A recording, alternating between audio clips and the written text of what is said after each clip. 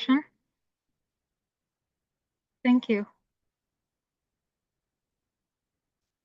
So everyone, welcome so much to this session, and I'm happy and glad to see all of us here. And just use a thumbs up emoji if you're excited and happy. Just use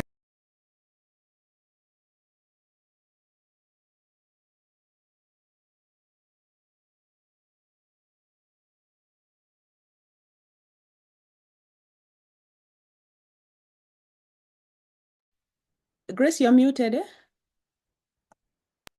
Oh, hello. I thought. Okay, so.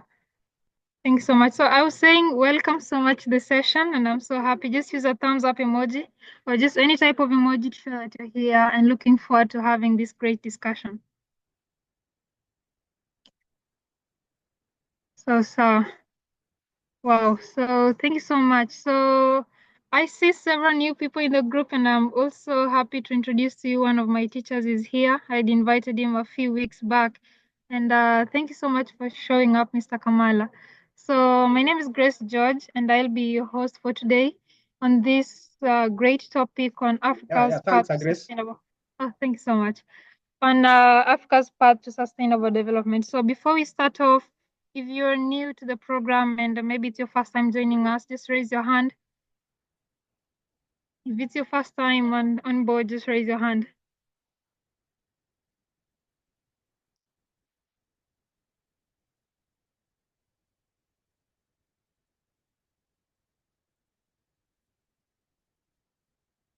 If it's your first time to the forum, I see a hand raised up. So I'd like to introduce the program before we dive into the topic. And this is a program that goes by the name Debating for Emerging Voices Club. And under the leadership of Dr. Judith Ogweno and engineer Kathy Wandera, we have empowered participants aged from 15 to 34, ensuring that at least 40% of them are female across all American corners in Kenya. So our focus has been on enhancing their skills in public speaking and debate, with a particular emphasis on the Lincoln Douglas debating formats. So, and we've also been able to engage them in topics ranging from politics, social, and even polarizing issues in the society. So we provide mentorship in public speaking, conflict resolution, and decision making. So we all know that these are essential skills that as a society we need to have. So we also offer access to US-based debate resources tailored to the interest and even proficiency levels for inspiration and exposure. So we also have a YouTube channel and even a blog that we run. I'll be so happy to see you interact with those social media platforms. So we also facilitate debates for your Nini. We also facilitate debates. And one of the most important things that I would like to introduce to you today is our agenda is DEVC. So that is our agenda is promoting dialogue for conflict resolution, which we all know is crucial to our today's world. So we also have different categories on the team. We have judges, we have coaches. We also have the coaches are come across from 12 schools all around the country, ranging all the way from Mombasa to Nakuru in the country. So in today's discussion topic, this is a new activity, and I'm hoping that you'll enjoy. Before we start off, I'd like our project lead to say a word or two that we can start off with the discussion. Thank you. Welcome, Dr. Judith. Thank you so much, Grace, for facilitating this discussion. And I'd like the audience to know that it's amazing how this group of mentors have come up, and now they're the ones who are able to lead us into discussion, showing that it works when we put effort in the society to help our younger people, and we also get engaged, we get more products so that when we are not there, they can replace us. So I'm very proud to say that I'm happy to see quite a number of them who have, we say, onboarded or who are online with us.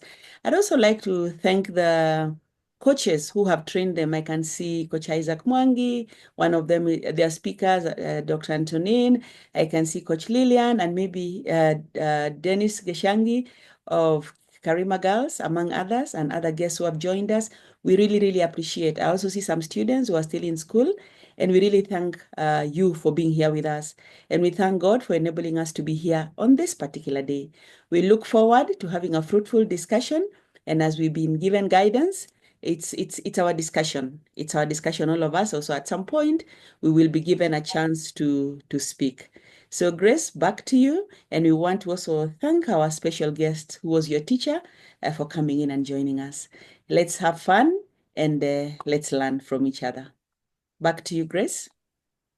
So thank you so much. So before we begin, we are always told we should start everything with prayer. And I like one of us to offer us a word of prayer before we begin. And with that, I think we'll be blessing the session. Thank you so much. Coach Isaac, will you do the honor? Thank you, Grace. Let's believe and pray. Dear Lord, we come before you this evening with thanksgiving, for you have been with us. We planned for this, and you have made it to come to even to pass, and we believe that we shall glorify your name by imparting knowledge, by discussing issues affecting us, that we may become better citizens in order to serve you. We thank you that in all that we be sharing, your wisdom, your guidance will prevail. In Jesus' name we do pray and give thanks. Amen. Thanks so much, Coach Isaac. And I'd like to just thank you so much. And your enthusiasm has been quite important in this team and driving so many activities from the beginning till now. So to begin, I'd just like to maybe inform you of a few things. To begin with, we shall allow the audience to ask some questions, to give their feedback, and even give their opinions on the topic of discussion. But due to the interest of time and maybe just to be a bit organized, then we shall have the questions at the end of the session. So after about 30 minutes, then we can have the audience chip in and give their opinions and even feedback. And then I'll also be sharing a feedback form in the chats as we begin the discussion. Feel free to add your input. It's quite important to us to ensure that the programs run well and even serves us to the best of our interest. So I'll be dropping the feedback form and looking forward to seeing your feedback. So to begin, our topic of discussion is I've just added in the chat, Africa's path to sustainable development. Should leadership or education lead the way? So that's the big question. Should leadership or education lead the way? So we have 6 panelists today. So we have Dr. Judith, as we've seen. We also have a guest speaker, Rout, Duop, and then we also have Dr. Antonine, we have Coach Isaac. We also have Douglas. I think that's all. So to begin, maybe we can start with Dr. Judith. What's your opinion on the topic? That's an interesting topic. Thank you, Grace. It's I'm delighted to be part of the team that is talking. My take is that it takes two to tango. So should education or leadership lead the way? My take is both should lead the way. But of course, at some point, I'll weigh on which one I think should lead, maybe just one step ahead. But in my opinion, both are needed for sustainable development. Yeah. Thank you so much. So I'll proceed to the next one. We have Dr. Isaac on the line. Mr. Isaac. Thank you. And amen to that, Grace. Amen to that. It's coming. Yeah, I think when we look at this, the topic, well thought of, and I appreciate. But even in the society, we always say that something stands or fall with the leader or by the leader. So at some point, I would say that I believe that actually, if we were to fix leadership, the rest will actually fall in line. Thank you.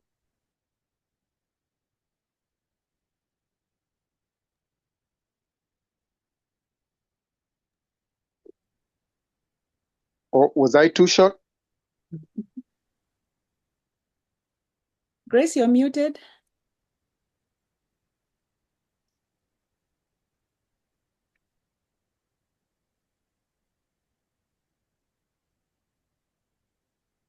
Sorry, I think my internet was a bit unstable. So, Dr. Isaac, I didn't get to hear much from you, but I believe the audience heard. So I'd like to proceed to the next one. And then we have Dr. Antonine in the line. What's your opinion on the topic? Thank you, Grace. I found the topic quite intriguing. It made me really think. But as has been said, both must be in place at some point. But imagine what Alexander said, that an army of sheep led by a lion would defeat an army of lions led by a sheep. This was Alexander the Great. So to me, while we need both, but leadership at some point becomes very, very crucial. But we are going to realize that leadership is a matter of education, and education is a matter of leadership. So it's a matter of like the egg and the chicken, which one comes first. We shall delve on it as we move forward. Thank you so much. I like the quote that you've used and the fact that there's this analogy actually that goes between the egg and the chicken, which one comes first. And I really love it. And I think we were debating on it a few days back. And that's a great start. Thank you so much. Can we hear from Mr. Rout? The floor is yours. Thank you so much, Grace. Please confirm if you can hear my voice. Yeah, I can hear, but I think, yeah, your voice is breaking. Okay. Good evening, everyone. Can you now hear my voice properly?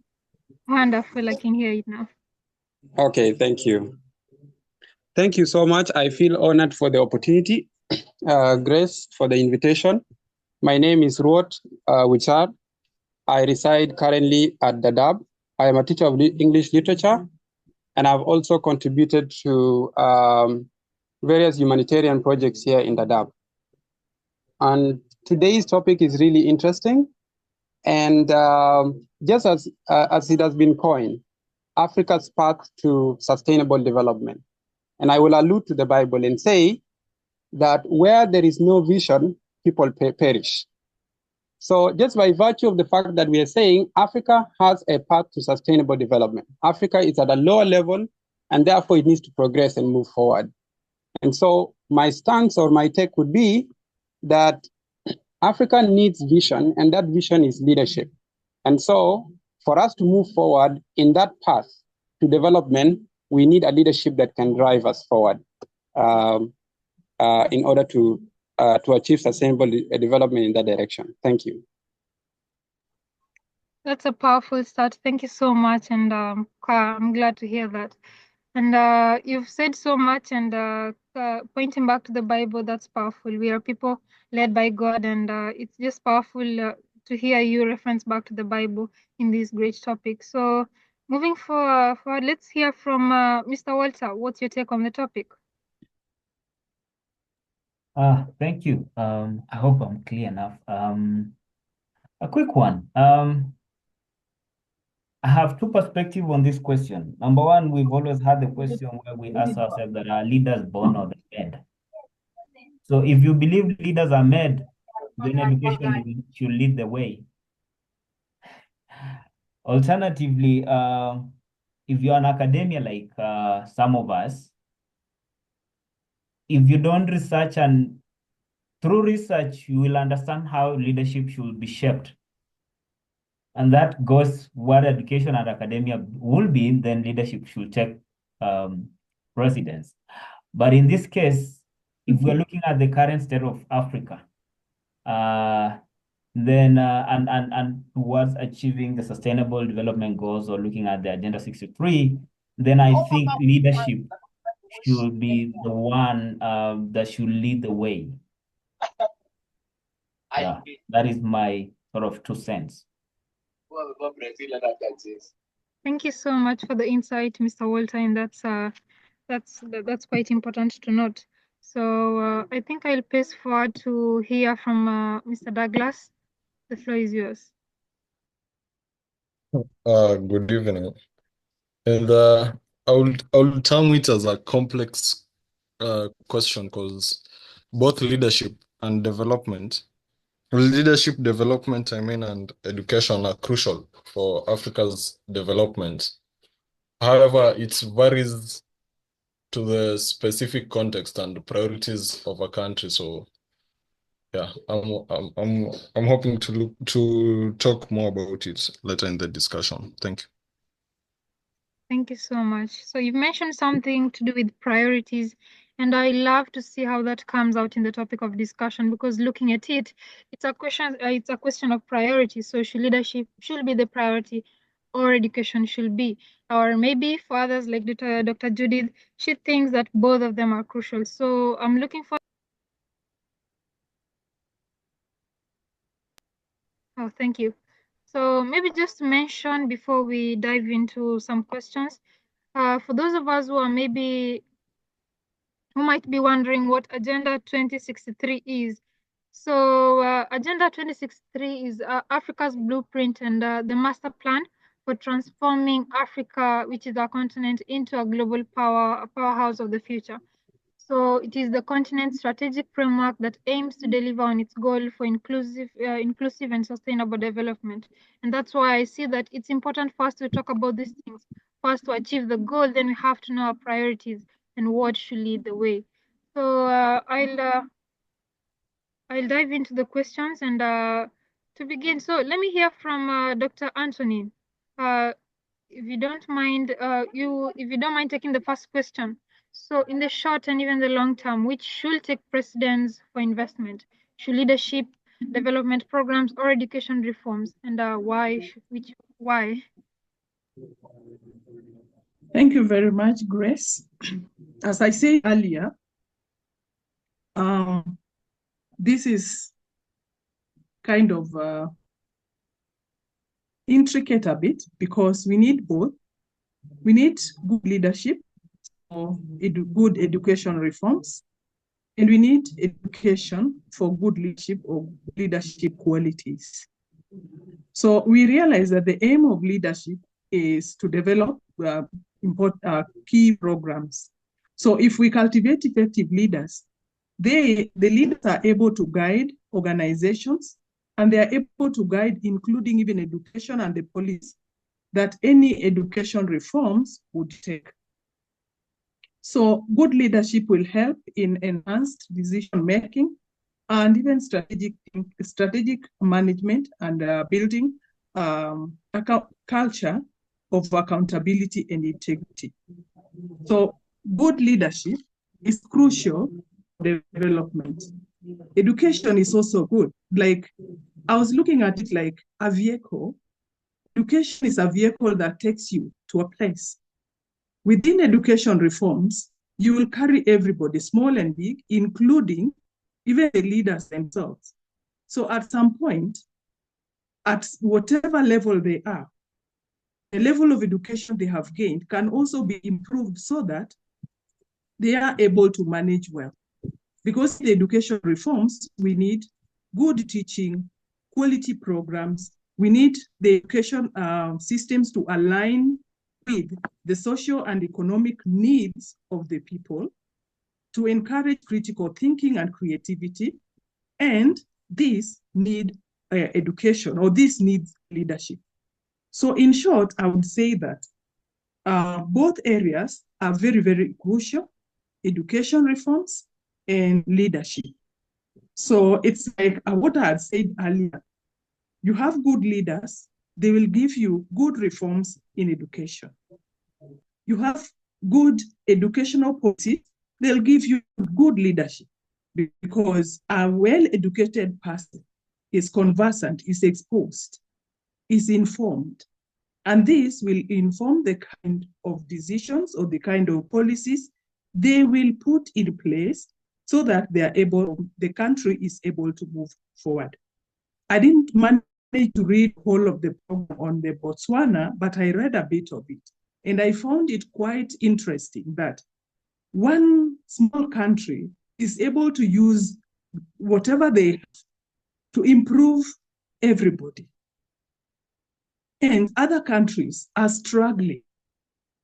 Countries with the resources, even mucher than Botswana, are not able to stand on their feet. Why is it that they are not when they have all that it takes? The only problem is that maybe the focus and the leadership is not so, maybe not, what do I say? Not clear enough. The vision is not clear enough where the country is going. So that instead of using the resources they have to grow the country, the resources become kind of a curse. So in short, I'm saying that for effective leadership, we need education is important. And for education reform, leadership is also important. So both education and leadership reforms are important.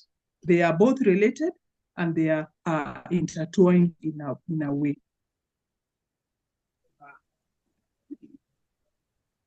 Thank you so much, Dr. Antonine. And that's a great response. And just to respond to that, and there's something that you had mentioned that caught my attention, and that is the issue of resource curse. So we know that Africa is a country that is rich in minerals and even other resources, but you'll see that some countries, such as our very own neighbors here, like DRC, are suffering due to poor leadership and what is termed as resource curse, where the large amount of resources that we have has become a curse itself, like where people are struggling for those resources and the country is left in havoc. So thanks so much for mentioning that, and I've picked quite a lot from that. The issue of accountability in leadership being crucial in driving economies, the issue of the level of education being important in driving sustainable development, and even cultivating great leaders. Thank you so much. So I'll pass forward to our next speaker. So Mr. Walter, will you want to give your take on the question? And if you do, I Yes. could still, if Yes. Yes. Should leadership development programs or education reforms take precedence? This is a very interesting question, and I will simply answer it in the simplest form by, of course, engaging you, the audience. And the first question will be, what are some of the primary root problems of the leadership that we have around? I'm asking this question because if you look at the human development, how we are developed, we are 75% shaped by our environment. And this 75%, if I ask Dr. Ogweno right now, for how long have you been spending in the education system, in the academia? It's a substantial good amount of time. So it means it plays a very significant role in our development as human beings. So if you're going to look at the position of a leader as having to be who they are today, the way we complain as from how they have been developed into be the people we see day to day by the environment, by the desires, then should it be that we need to look at how human development is coming up? And then my easiest argument will be, can we shape how education looks like? Can we reform education to make sure that it's making better leaders? And when I'm looking at education, remember, education is not about all the formal setup where we go to school. Education is formal and informal setup. The people we meet, what we listen to, we learning. So education is a big sphere as we look at it. So for me, I will argue that actually education should take the way for reforms to see in the long run we should have education taking the lead in developing who we are.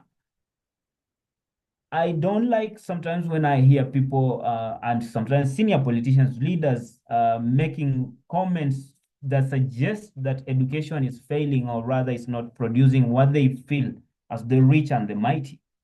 That is one in itself, a curse in itself, if you hear someone speaking like that. Because I'm saying this because you can only speak like that if you haven't mastered or if you haven't appreciated what education did to you.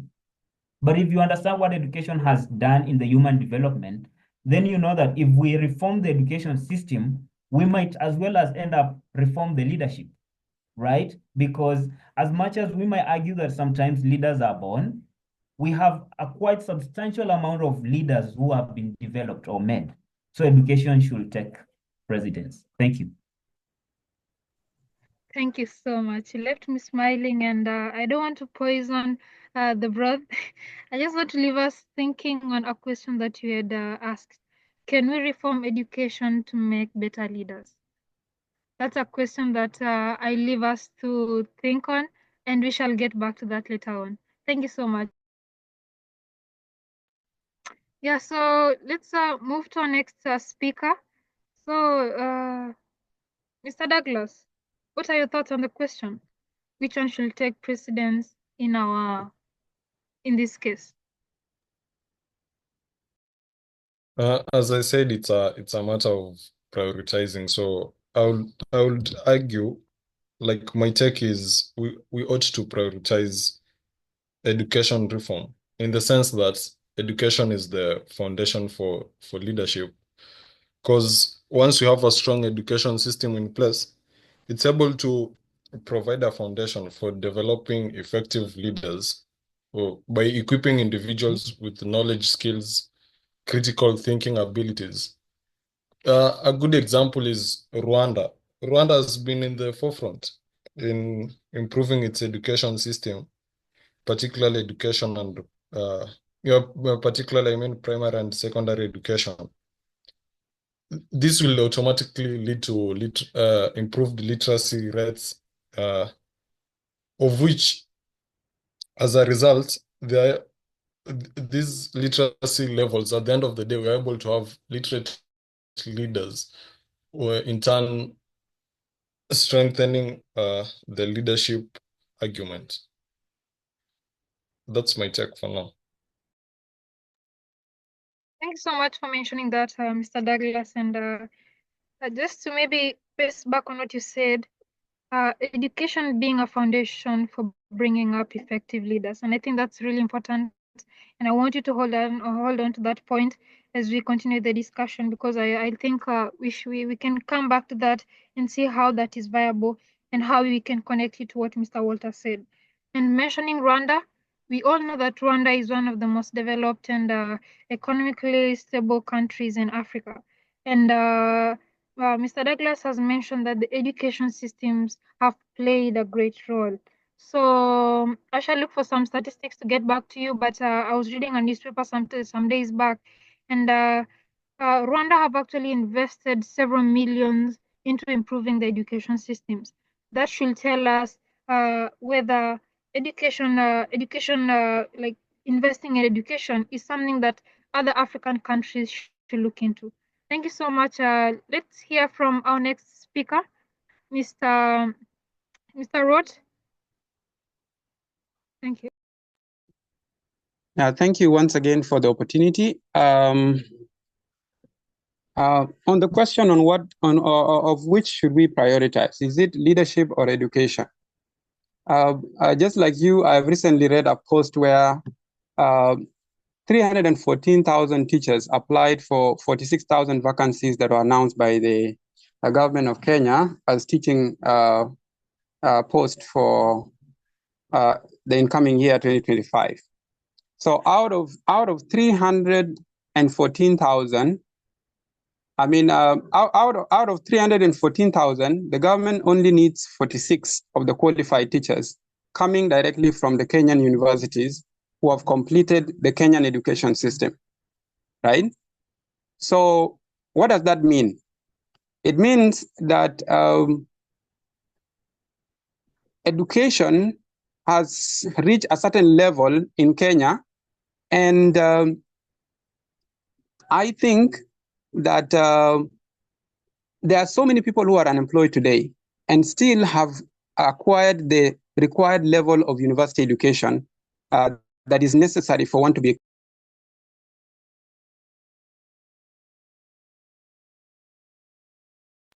You're muted.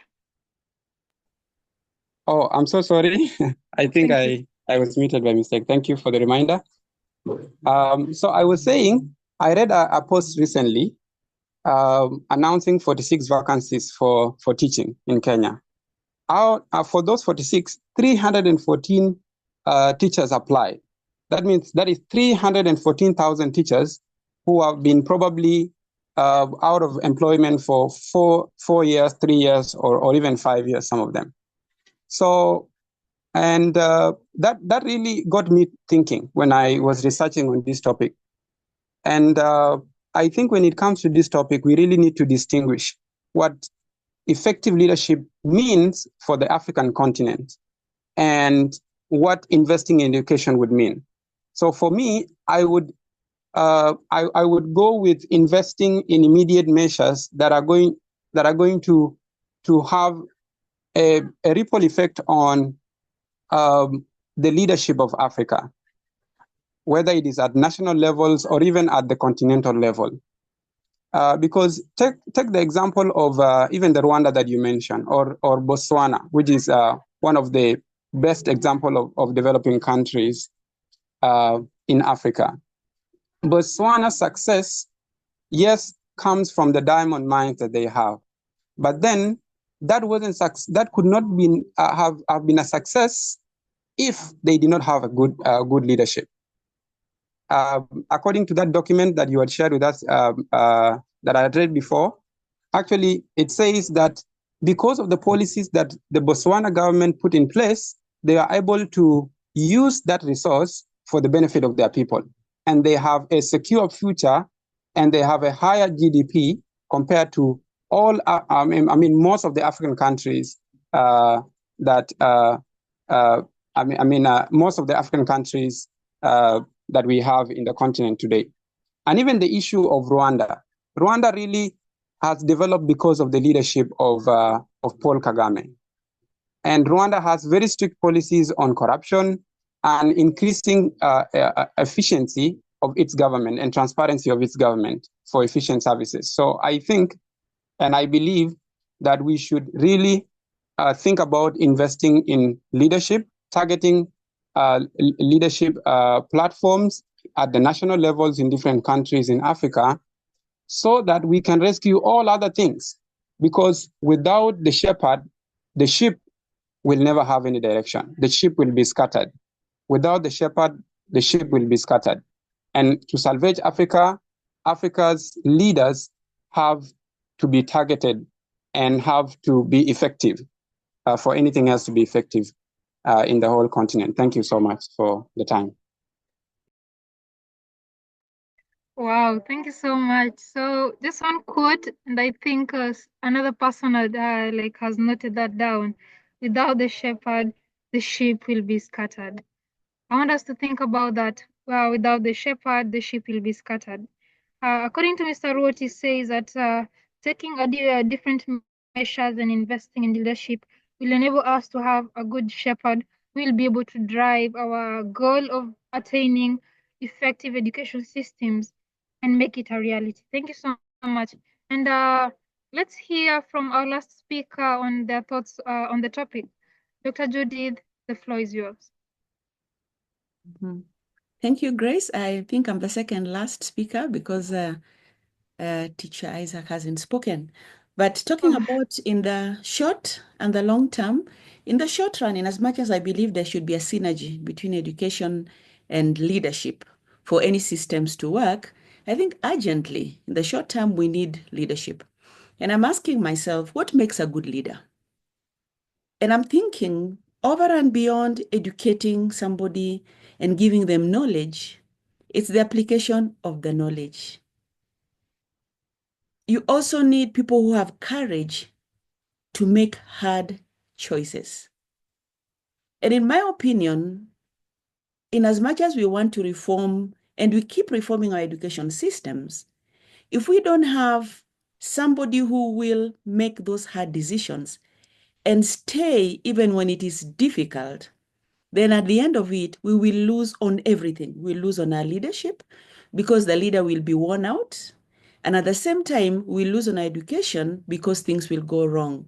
So I would want to agree with those who've spoken before me that all these are so intertwined.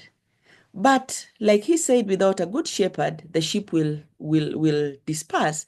And John Maxwell, the great leadership teacher, also says, everything starts and falls with the leader.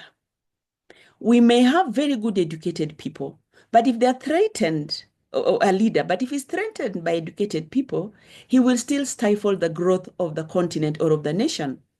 Now, I'm thinking of the kind of leaders we need are not just a leader, because we have leaders, but transformational leaders, those who have a different mindset, those who are willing to do research, those who are willing to use data. Because one of the things I was getting from the analysis on the African, Africa We Want 2063, one of the bottlenecks has been that in Africa, we don't use data-driven we don't use data to make our decisions. And that, yes, needs education, but needs a leader who is also wise. And I also want to add, like one of us said earlier, wisdom comes from God. There are people who probably, and like I'm trying to say, education comes from different angles. So it depends on what kind of education also we are talking about, including just making people aware that is also part of education.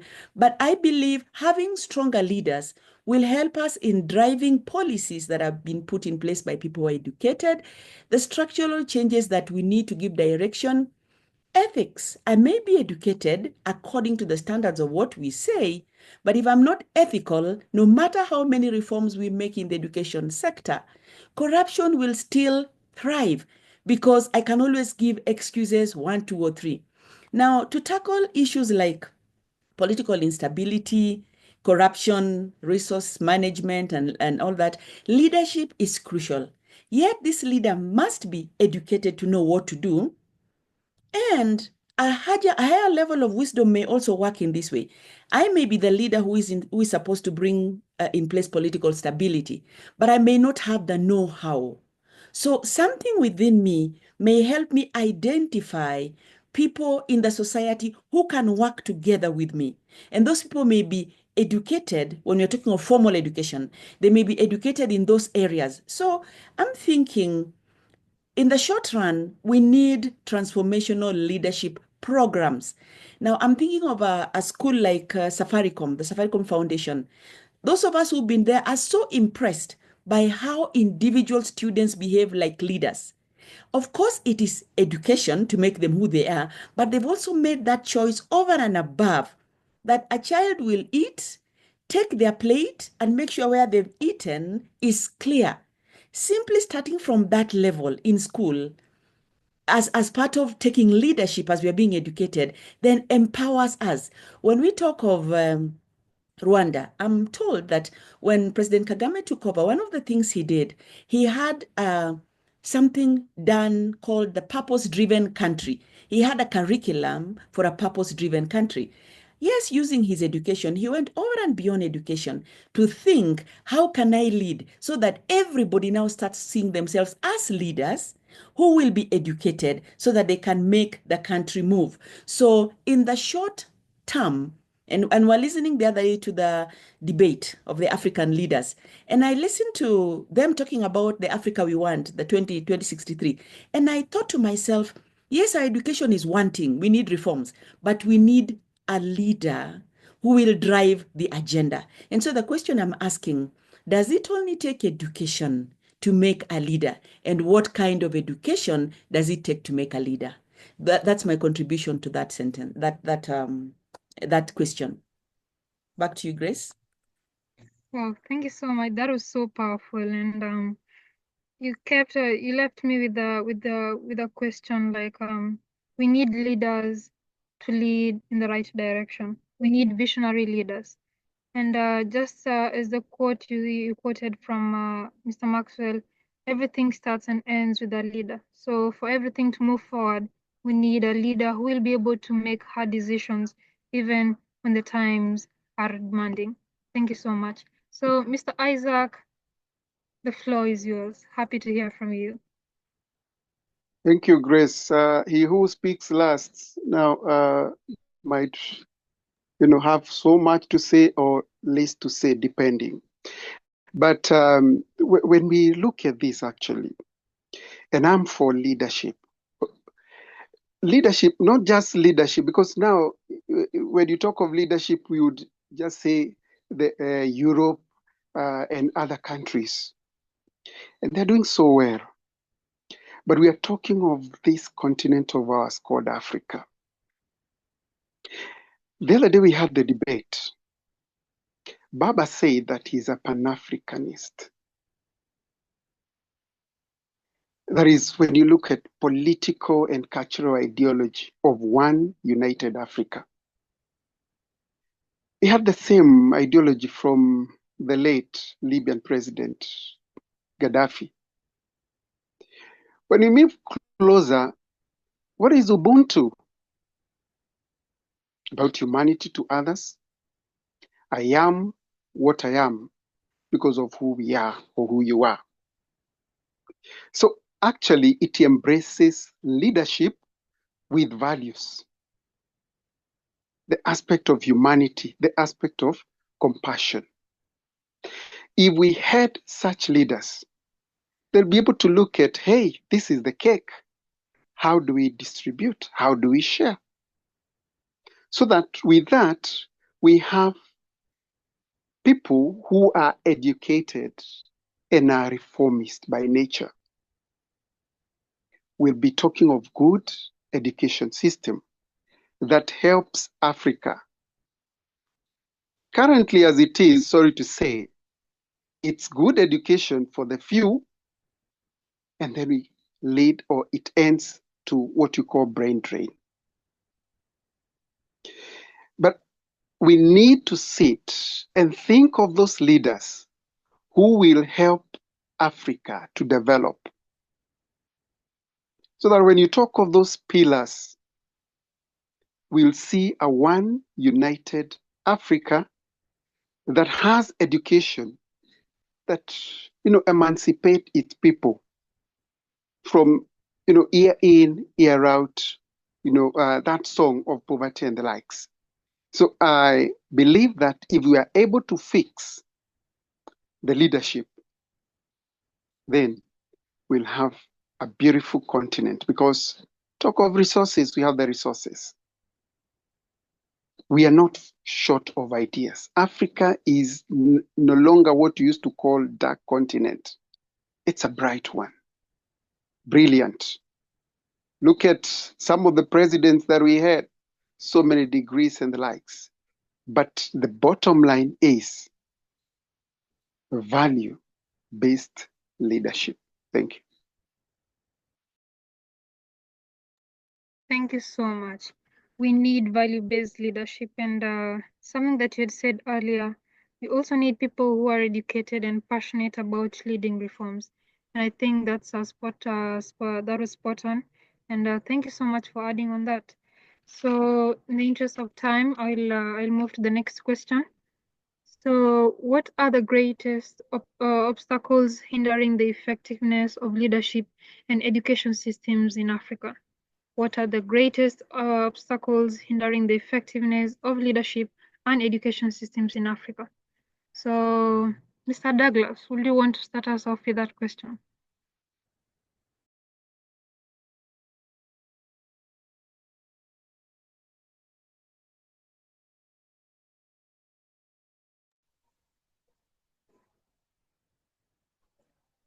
Great. So I think I can move to the next speaker as Mr. Douglas gets ready to respond to the question. So, Dr. Antonine, will you want to take up the question first?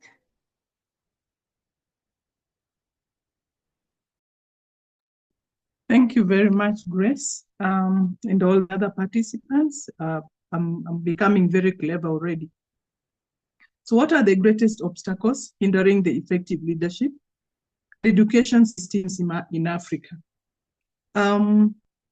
One could be the political stability that we see and the frequent changes in leadership that we see in Africa, in leadership. So we find in most of our African countries, you'll find that elections are done every maybe 5 years. A leader may have a one-term leader, two-term leaders, or some leaders may stay for so long. So for those maybe quality does, some will stay maybe for one term only. And as we see, maybe the time they have may not be enough to allow them to propagate their agenda so that the outcomes are visible. That is one. Another thing is the general morphology of the African continent, maybe the people. I want to take an example of a country like Kenya. We choose our leaders every other, maybe 5 years. And the tribalism may go into play so that the kind of a leader that is chosen may be agreeable to some sectors or half of the population, and the other group may not be very, very quite comfortable. So immediately this leader comes to power, the leader is not going to be allowed to concentrate, focus, and do what they are expected to do. They'll start maybe putting off fires. This quarter is already campaigning. They are fighting. They are doing this. They are doing that. So leader is actually derailed. So the political instability, the tribalism, and so many other changes that affect the quality of leadership that we have, that affect the quality of leadership that we have. So another greatest obstacle to, maybe if I talk about education, think about politicizing education. Now, once again, we see in some, we have spoken about Rwanda. Paul Kagame has been in office for some time. And we can see he came in with an agenda that I wanted to transform this country. And we can see products. Or may be accused of this and that, but because maybe when he's not getting what he wants, he may do everything because to reach the end of, or reach the goal that he wants. But all in all, many leaders will politicize. We see a reform has been started, a major reform in education starts, and it is hurriedly implemented because that particular team of leaders want to take credit for that kind of reform. They want to own it. They want to say, we were the people who did this. If this kind of leaders, if such kind of reforms would be that, it is the good of the country that takes precedence, so that one team in power takes it and does the very, very, very best, follows all the steps used for change management or implementation of the curriculum, then leaves it when it is ripe for maybe to be implementable. Then another team takes it, another team takes it. But every other thing that comes, every other education system that comes in our country, for example, is usually hurried.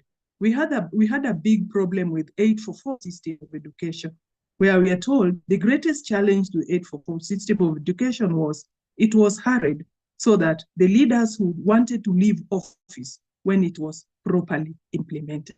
Our education system is not a piece of cloth that you wear today, tomorrow you remove. It needs to be refined. It needs to be tested. There are stages that are in place to have this done properly. So that is one challenge. Political instability and leadership changes. Then we have corruption. Corruption is a thing, and we know how it affects education. Maybe I will not speak so much about it because of time, but ineffective leadership is also an issue that affects our education systems in Africa. If we know education is supposed to solve the problems of society, education is not just there as a means, as an end to itself. It's there as a means to an end. So, well thought out education system. My other colleagues have talked about transformative, value-based education systems that is going to help the country grow forward? What is it that we are lacking that education should address? The people should be incorporated to give opinions, and the curriculum implementers should also put in place policies to be now implemented to achieve that. But we realize in most cases we don't do that. We hurry it, and then we start things, and we struggle along the way. Later on, when things become difficult, we start trimming the very education systems that we had, the very thing that happened in the 844 system. I saw it, and when it started, there was not so much difference from what we have now. But after peeling and trimming and cutting here and there, we ended up having something totally different. And that was because of the political interference. Economic challenges is also a factor. It's a real challenge, because the quality will always need resources. Now, we had spoken about countries that really put in a lot of resources. Our country does, but we realize that given the magnitude of the population that need these resources, it becomes a real challenge that only the bulk of the population will not get qualities that they deserve. So we end up just having education. They say bora education, not education bora, So economic, when we have enough resources, so to make sure that all the resources schools need, the teachers are properly trained, the schools are properly equipped, and the training is hands-on, not hurried up, so that you sit somewhere, somebody stands on a podium and speaks theoretical things, and then it is called training. It should be real hands-on training. So when the teacher goes to the classroom, they know exactly what they are talking about. This information is passed to the learner, and when the learner realizes, or the teacher knows what they are doing, they will love what they are saying. They will love what they are doing. This feeling is going to be passed on to the learner.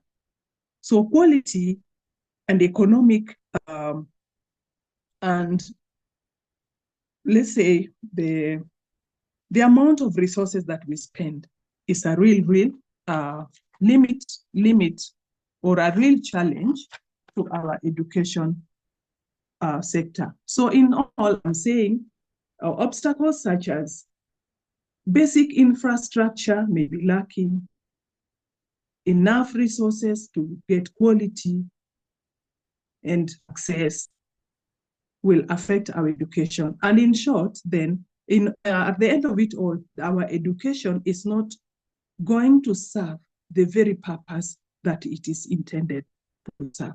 And this maybe is the tragedy in many of our African countries. We bite too much to chew. Thank you. Well, thank you so much. And as you're talking, I just thought of one thing. I was telling myself that Dr. Antonine's wise ideas, genius comments, and insightful, more of like ideas must be on this discussion. And I was just smiling, and I was wowed by the comments and the points that you're putting across. So, in the interest of time, I'll call the next speaker, and I see time is not on our side. So, finally, let's stick to a time frame of 2 minutes so that we can have time to hear from our audience. So, can we hear from you, Mr. Isaac? What are your thoughts on the question? Thank you so much. I'll be brief. Number one, some of the greatest challenges, the way I see it, when it comes to leadership, look at the master plan. We don't have any. And everyone who comes to power, for example, in this case, we are talking of the heads of states or heads of government. They come up with their own manifesto. They just want to own it, do what they want to do, and then they don't want to pick from where the predecessor left. So this piecemeal leads to zero development. If we had a master plan that mine is just to come and work, we keep on seeing in Vision 2030. This one comes and says, "This my option will be better than the predecessors," and the likes. So the stagnation part. Then I find we don't align, the curriculum with the emerging issues. Take an example. How often do we review our curriculum? And if we do review, is it a serious review followed by resources for implementation? Tell me. At times we have outdated policies, either because we want to catch up with the West, or we want to copy paste because it worked there, it must work here. So those are some of the challenges. I treasure that one day I would see an African, because it's a rare actual breed, that would come up with policies that work for Africa. The mismatch between what is taught in classroom with actually the work life or what is in the industry. No wonder we keep on saying kwa ground vitu ni tofauti, because we actually don't like this. There's a mismatch for that. Allow me to stop it that. We give someone else a chance. But sorry, I really need it. If we had time, I would have loved us. In 1967, there's this a musician called Franklin Bukaka, sang a masterpiece called Oh Africa. And actually he highlights that, things are different, things are difficult. Though we have resources, but things are difficult.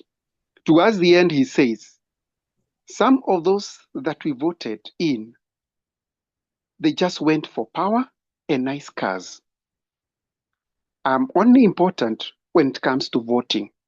Then he questions, are we really free? Are we really independent? Food for thought. Thank you so much. So with the interest of time, I'll move to the next speaker. So can we hear from you, Mr. Douglas? You said your speaker is okay right now. The floor is yours. Thank you. Truly, I had problems. I couldn't unmute, so I guess that was it's a problem with my laptop or something. To chip into the conversation, the greatest obstacles that have hindered the effectiveness of leadership in Africa, I would say education systems have been hampered by complex interplay of factors, and I would like to dwell in one of the factors, which is cultural and social barriers. How has this been evident? Through gender inequality. There are some barbaric cultures in Africa where people tend to sideline or rather limit girls in their access to education and their opportunities. I mean, the access to education, rather compromising their opportunities for leadership in the future. Also, dwelling in the same cultural and social barrier, there's been a tendency of child labor among many African states, which has also deprived an opportunity for students to attend school, acquire education. The same barbaric cultures in Africa. Too bad that we are talking of this because it's happening in our continent. There's been early marriages, which definitely are forcing girls to drop out of schools and rather limiting their future, definitely limiting their future. So I would say to address these challenges, maybe we need a multifaceted approach or something that involves political goodwill and good governance that can chip in and close these gaps, or rather fill in the gaps to overcome these obstacles or something and build a brighter future for both education and leadership within the continent. Thank you. Thank you so much. So can we hear from Dr. Judith? What are your thoughts on the question? Okay, a lot has been said. I may not repeat, but they're very key. So some of the things that I discovered are the greatest obstacles hindering effective education and leadership in Africa are what the Bible calls the little foxes, the foundations. If a building is put up and we work on the foundation so fast so that we are pretending we are doing so much, but we don't put the right pillars, the right material, ultimately when it's up there, it will crumble. And in the process of some of these documents that we're going through, I discovered that over and above what, not over and above, but besides what everybody else has said, our foundations are broken. If I come from a place where I'm constantly hurting in my small unit, how will I lead a bigger, the bigger group? Won't I project on them? And these are some of the foundations that I found out.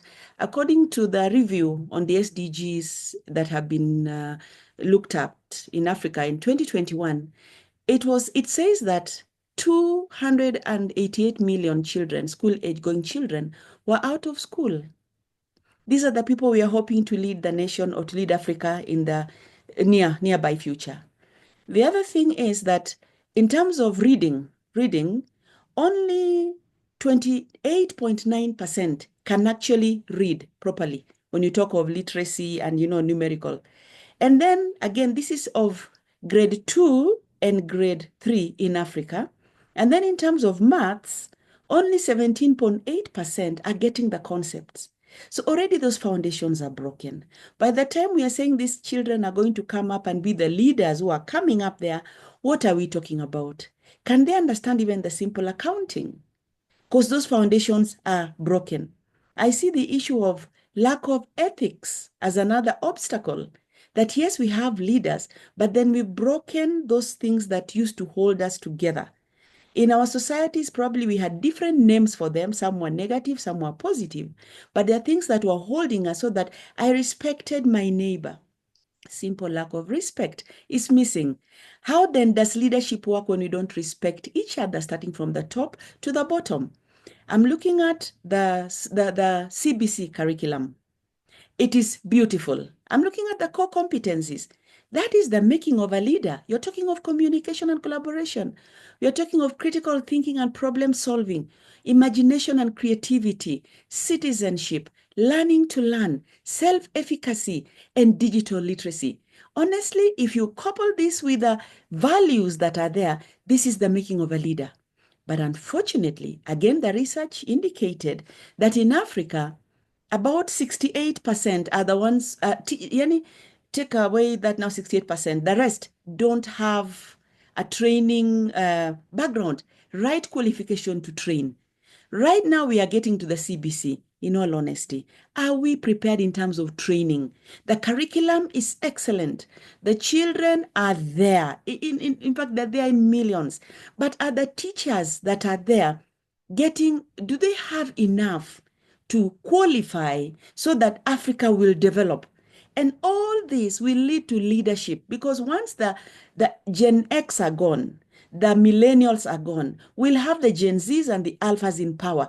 Will they have good leadership? So what people have said is really adding, we are compounding the issues that are happening in Africa. And finally, they also said, there is this thing of dollars, $89 million of what is given to Africa is being taken away illicitly.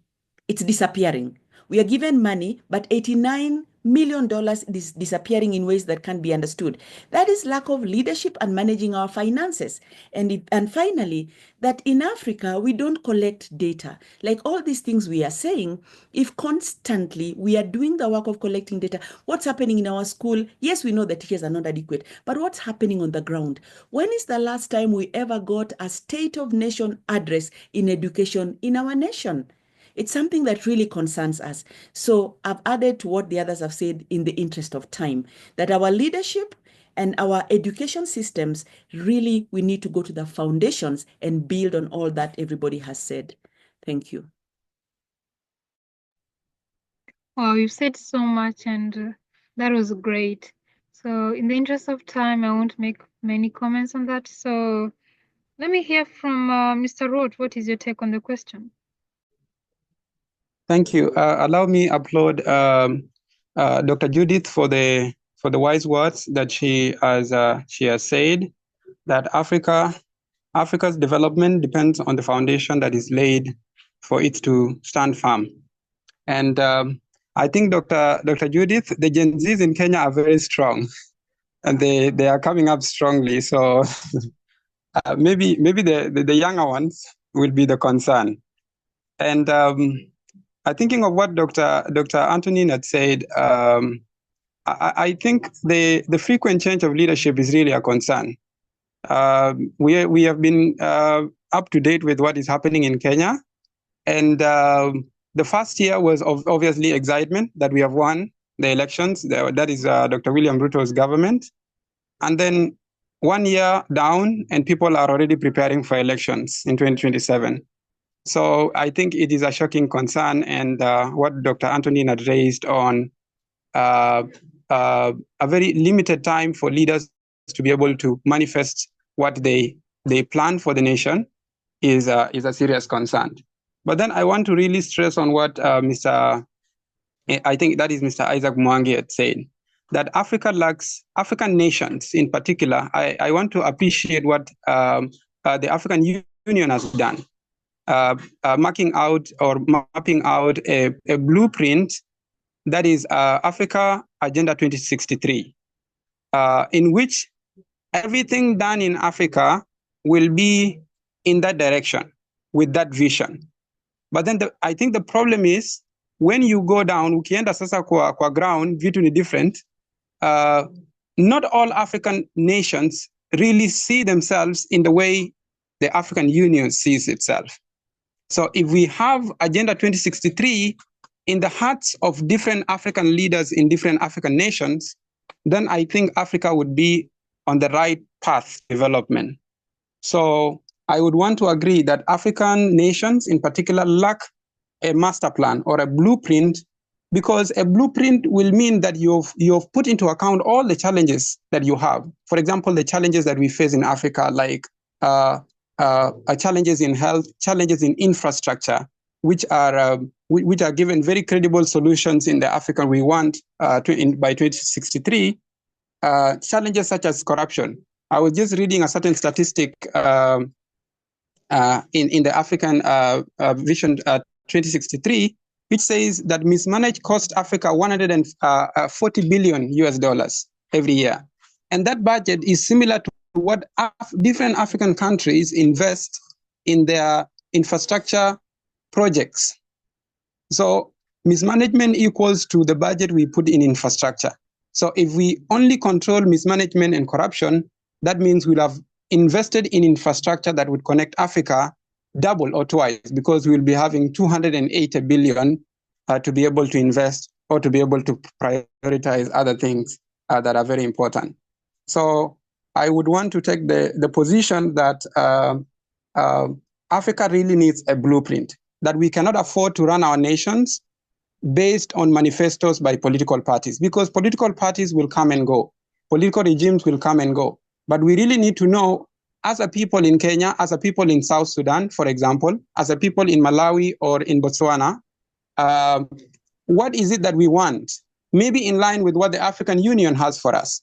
And then how can our leadership be able to realize that for us? So that we judge the effectiveness of our leadership based on how much they fulfill the blueprint that we have put in place.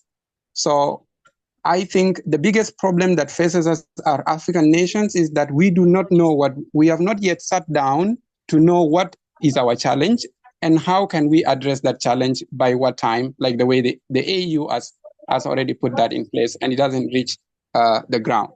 And that kind of situation causes a certain situation where, I'm sorry, let me just conclude in a minute. It causes a situation where every time there's a new regime that comes in, then that means people will have very unreal expectation of what they can do. Like a government comes in within 5 years and everybody expects them to employment rate to go down to zero, infrastructures to go up. Where do you get that money? And so that means people are not aware of what is it that we have and what is it that we do not have, and how can we achieve what we, such kind of situations are not really in our minds, and we compare ourselves negatively. So the biggest challenge is a blueprint. Thank you so much for the time. Wow, asante sana. Those are jaw-dropping statements, to be honest, and I'm sure if you were in a hall, you will be clapping, all of us. So let's move to our last speaker, Mr. Walter, and then we shall proceed to our audience. So prepare your questions and feedback. I'll be getting to you. Thank you. Yeah, thank you. I will be quick because I think I've had a lot of, I think almost everything has been mentioned, but I'm just out here maybe to speak from a broader perspective of, and then of course also mentioning things that maybe the elephants in the room that we don't want to always talk about. Number one, because of what we call sanctions, and what the media plays. Yes, now on quickly on the question of obstacles that are affecting the effective leadership and education systems in Africa. And I want just to list them down. I will not put so much emphasis or rather description on them because we can, of course, as well as go read more about them. But number one, I will say on the issue of leadership, the issue of popularity politics and the role of media. I think it plays such a significant role. We've seen that. How much do you, what the media is nowadays doing, media has become a business platform. And so if you have enough money, you can pay anyone to make you the face of a brand, not necessarily you being qualified. So it really derails us. And also what I'm going to mention, I think we'll cut into sort of what we look forward as having a better Africa in the coming years. The other thing will be political capitalism. This is where politics and other aspects of the government, let's say big businesses, services to the government, the justice systems, are intertwined and interlinked to each other. So that once the person who is in the leadership position, he has direct influence on the businesses. So what the businesses demand is what the politician will do. So they don't care about whoever buys the product. They are looking at if this is the product that demands a lot, is giving us enough money, and then that is what is going to control what the leadership will look like. So it plays a very significant role. There's the issue of we have a very biased justice system. This is something that needs a whole debate and looking at it, because I think our legal system in Kenya is quite broad-based, very minimal with the punitive form of system, but we have other form of system like where we want to reform people, we want to take them in a place, and then we'll give them time, we think that they are reformed. So if you're looking at the issue of what justice is, then there are people who are always feeling like this justice has not been served. So do we have to relook at this? Because then we cannot question the leaders. I'm asking this because we've been trying to make better leaders, but then is it that we are doing the wrong thing? Definitely. Should we now try to look for the new approaches? We might also include as reforming the education system. Remember the first question. The other thing will be something that we don't like talking about is, are we independent? We always know this, that right now, I will try as much as possible not to mention direct countries, that there are things we cannot do as a country because of sanctions. So we are sort of still prisoners of our colonizers or people who are giving us grants. As a leader, we cannot make some particular decisions as a country, because once you do this, you're going to be deprived of all your medical supplies. And you know what that causes? The direct ripple to the country, the leadership and everything with it. It's crippled totally. And I think the last thing that I will mention will be, this one cuts up mostly in the education system. I'm going to pinpoint this one because of probably my profession as well. I'll be slightly biased with my profession. I'm in the data space, geospatial data. And then we have the problem of working in silos. Right now, if I wanted to advance and study about anatomy, or rather, which interesting topic, I want to start about going to the moon and the space, I need to go to the US. Why? Because we don't have, number one, capacity resources in Africa.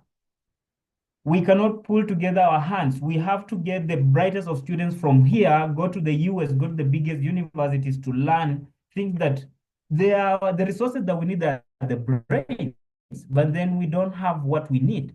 We can only achieve this by working together, pulling together resources as a globe, as a country, as a continent. We don't have to have the education system for Kenya alone. Can they benchmark with other countries so that we don't always have to struggle that we are having this system, we have another country that with a system that is working, but they don't share notes.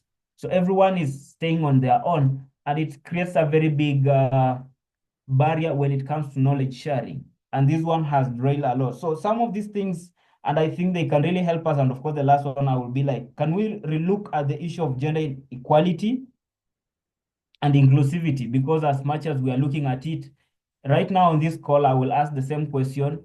The way we've had a campaign that we want the girl child to come up, right now we are feeling that the boy child has been neglected.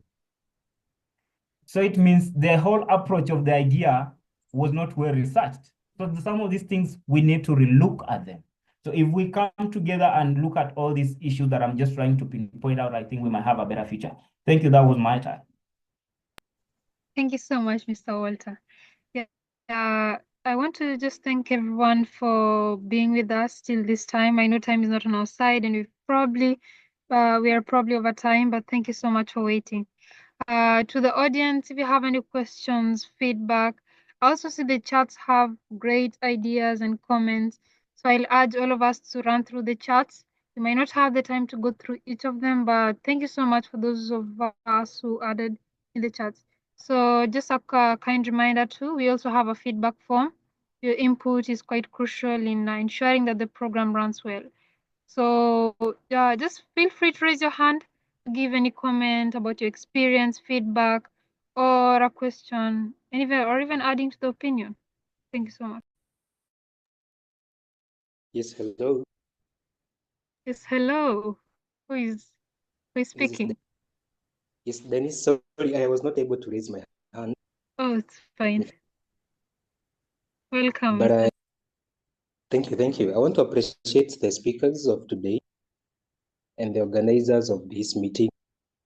And I want to start by saying that I don't regret missing the Manchester Derby to be on this call. It has been truly informing. And I should begin by saying that today my pastor said that if you want to understand the people of a nation, look at their leaders. We are in a democratic country, and you are the people who choose those who lead us. So if our leaders are as good, maybe we are also as good. And if otherwise, I invite you to think about it. And maybe I should just give a comment and say that education is critical in shaping effective leadership in Africa. And for Africa, the path to better leadership must start with education, and that must start in the class, where young minds are there to be guided, to be mentored, to accept to be guided, and also to grow to be good leaders. Rwanda has been mentioned in this meeting as an example of great leadership in Africa. But I've also looked at Botswana, which, according to World Bank, invested 7% of its GDP in education. And today, Botswana is one of the good examples that Africa can look up to when it comes to leadership and education. So finally, I will say that education is the foundation of progress, and to secure Africa's future, we must prioritize education now. Together we can build a continent led by young minds who are visionary and committed to change. This topic is quite wide. We can't exhaust it in the time that we have, but we appreciate the organizers and the team that chose this topic. Today, I also talk here as, I also speak as a student of leadership. And many of my friends can't understand why I went back to university to do a master's on leadership. It's so wide. And leadership must be founded in education. That is where we can change. Dr. Judith has mentioned that scary numbers of young people who missed school in Africa. So we must build our education to teach values of leadership and together build a strong continent where leadership is key to development and sustainability of this continent. And with that, I want to say thank you very much. Thank you. Thank you so much, Mr. Dennis, for the beautiful comments. And I've really picked a lot from what you said. So, Lillian, I see your hand raised. The floor is yours.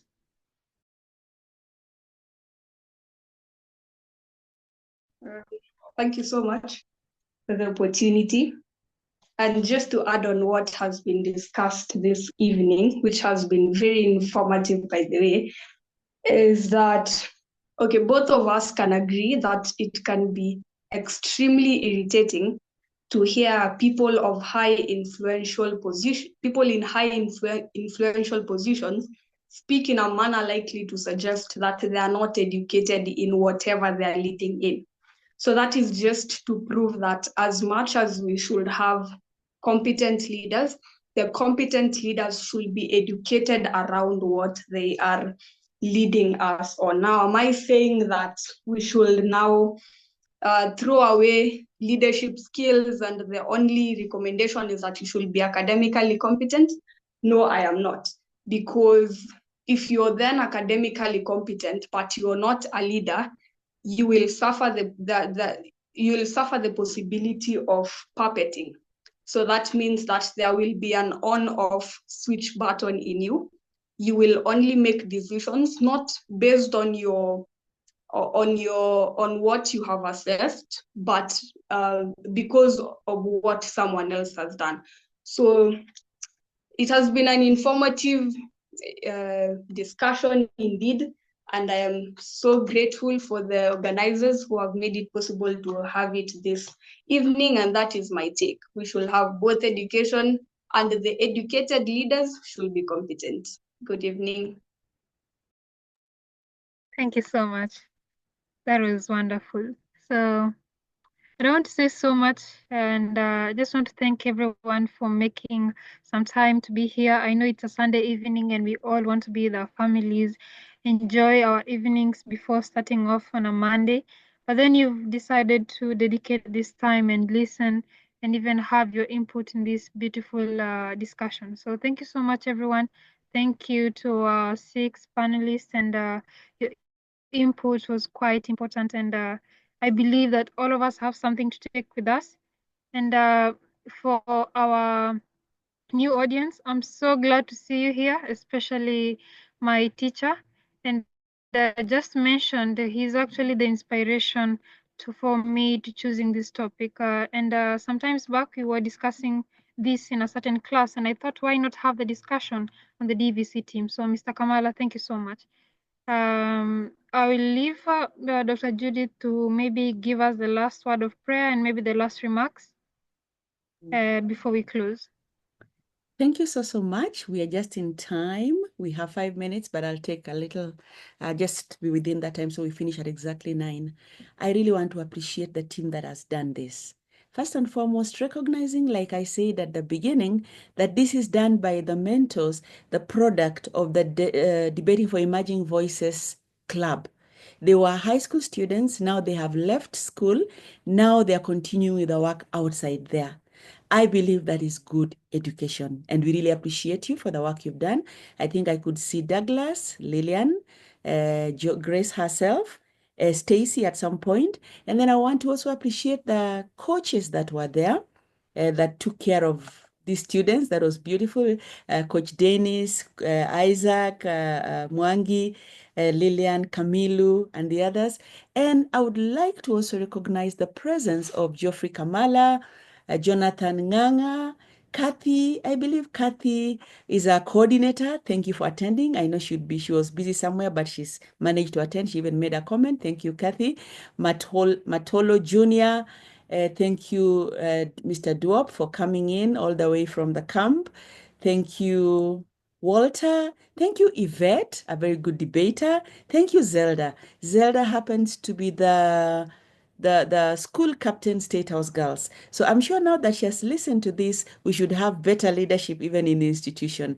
I hope I've thanked everybody who is here. Because of time, I'll not give you time to speak. But thank you for coming. My take is that we review what the participants have said, and God willing, sometime in January, we can either continue with something from this topic, because there were 4 questions not answered, and see, or get another topic. But please make sure you fill the form. It's very important for us to get feedback so that we know how to move on. May God bless each one of us. I want to make a prayer, thanking all of us for coming and thanking God himself for allowing us to be here. So let's say a prayer. Our Father and our God, thank you so much for enabling us to be here. Thank you for what we have discussed and what we have heard. And I know you hold us accountable for the information we have. How we pray that it will not just be a talk, but we will do our part in all this maze of leadership and education in the continent of Africa. We thank you for our leaders as we commit them into your hands, because ultimately we are accountable to you. And the spiritual angle, we didn't talk about it, but we need to involve you even in our leadership at all times. So Lord, we ask you that you may have mercy on us and help us as a continent and indeed the entire globe, because we know this will be watched by many from even out of Africa. So be glorified this evening as we go into our various activities in the next week. Grant us the grace. And as we go into the Christmas season, may your presence go with each one of us. We pray this with thanksgiving in Jesus' name. Amen. And Amen. Amen. Thank you. Thank you so Amen. much. Be blessed. Thank you so much, everyone. Merry Christmas and have a lovely evening. Maybe before we leave, all of us, we could turn on our videos if possible. We take a what? Lillian, can you take a screenshot? It would be nice to have all of us. Is it possible to do it on your side?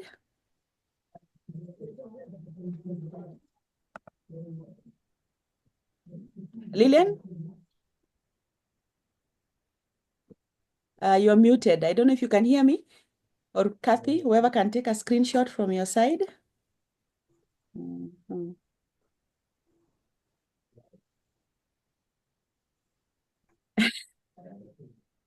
Okay.